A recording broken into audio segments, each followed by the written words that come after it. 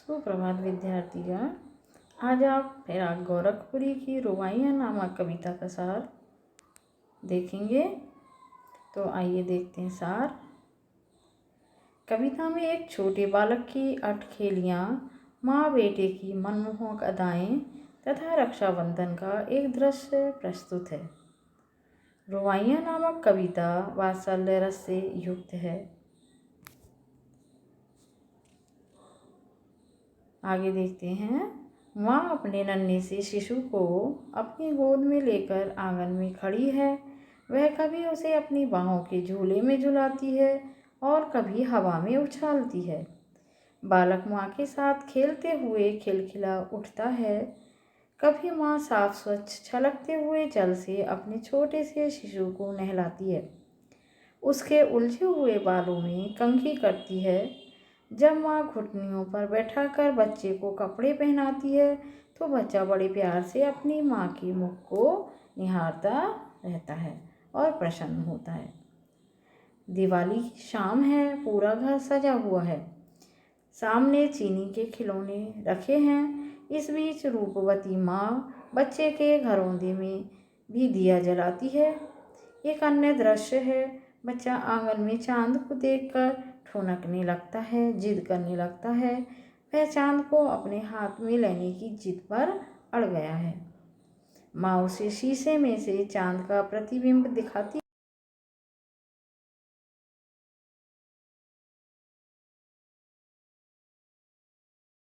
है। रक्षाबंधन की सुबह है। आकाश में हल्की हल्की घटाएं छाई हुई हैं। नन्ही बालिका बिजली की तरह चमकते हुए लच्छों वाली राखी अपने भाई की कलाई पर बांधती है। तो अब देखते हैं हम काव्यांश नंबर 1। आंगन में लिए चांद के टुकड़े को खड़ी हाथों पे झुलाती है, उसे गोद भरी रह रह के हवा में जो लोका देती है, गूंज उठती है खिलखिलाते बच्चे की हंसी। एक बार फिर आंगन में लिए चांद के टुकड़े को खड़ी हाथों पे झुलाती है, उसे गोद भरी रह रह के हवा में लोका देती है, गूंज उठती है खिलखिलाते बच्चे की हंसी। तो हम इसका अर्थ देखेंगे। शायर कहता है, माँ अपने नन्हे बालक को गोद में लेकर आंगन में खड़ी है।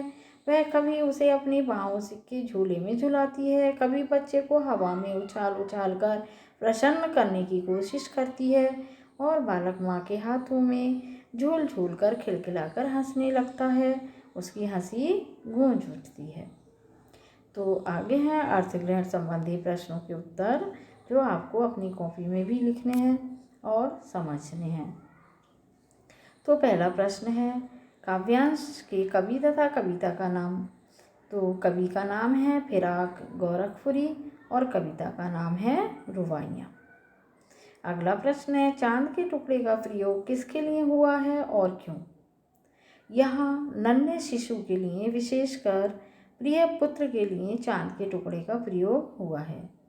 माँ के लिए उसका पुत्र प्राणों के समान प्रिय है, इसलिए उसे चांद का टुकड़ा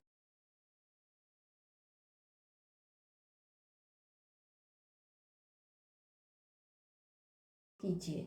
माँ द्वारा शिशु को खिलाने का दृश्य अंकित कीजिए।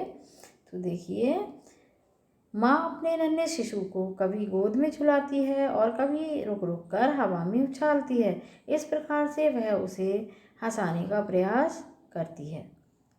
अगला प्रश्न है, बच्चा माँ की गोद में कैसी प्रतिक्रिया करता है? बच्चा माँ की गोद में कैसी प्रतिक्रिया करता है? तो उत्तर है, बच्चा माँ की गोद में झूलता हुआ प्रसन्न हो उठता है। वह माँ द्वारा उछालने पर प्रसन्नता से भर जाता है और किलकारियाँ मारने लगता है। उसकी हंसी बरबस ही फूट पड़ती है।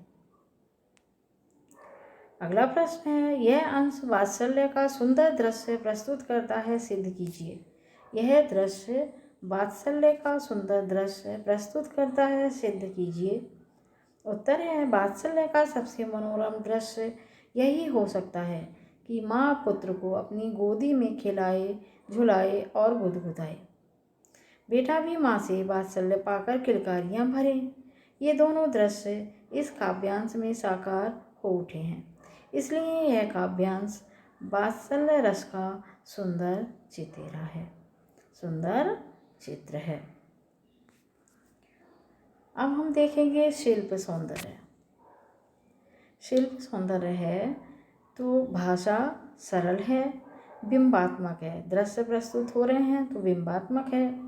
4 दृश्य बिंब उकेरे गए हैं, जैसे हवा में बच्चे को उछालती माँ, हवा में बच्चे को उछालती माँ, आंगन में खड़ी माँ, गोद भरी माँ,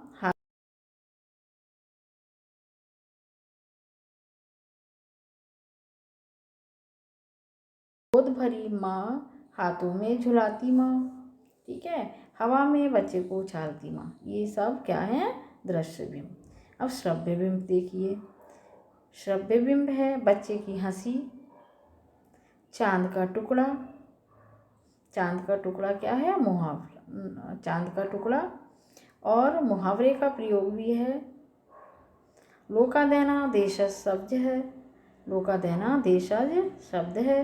रह रह में पुनरुक्ति प्रकाश अलंकार है ना। यहाँ देखिए श्रव्य बिंब है बच्चे की हंसी, चांद का टुकड़ा, और चांद का टुकड़ा मुहावरा भी है, इसलिए हम कह सकते हैं मुहावरे का प्रयोग है। ठीक है, लोका देना देशज शब्द है, लोका देना उछालना, हवा में जो उछालते हैं। रह रह में पुनरुक्ति प्रकाश अलंकार है। तो छात्रों इसको ध्यान से सुनेंगे और इसको पढ़ेंगे और अपनी कॉपी में भी आप इसको लिख लेंगे। धन्यवाद।